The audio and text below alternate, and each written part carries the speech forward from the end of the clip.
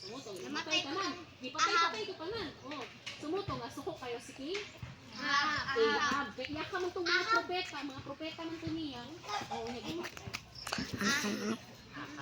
Di ba si King Ahab kaya di ba siya matao sa Ginoo? oh, di siya mong sa Ginoo ni Elijah. Kasi ang Ginoo, ay malaki ang Ginoo na sila yung mga ribulto dito na kanang mga burong mga sungay. Oh, mga hayop, ilang hihinong-hinong na, mga na, simba-simba. Sumoto, ang mga propeta ni King Ahab na isa'y dahilan sa pagkamatay sa mga propeta ni King Ahab?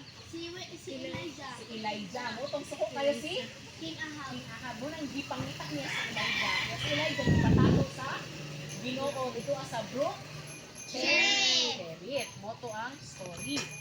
Ahan ako. Wala namilaw guminat. Oh.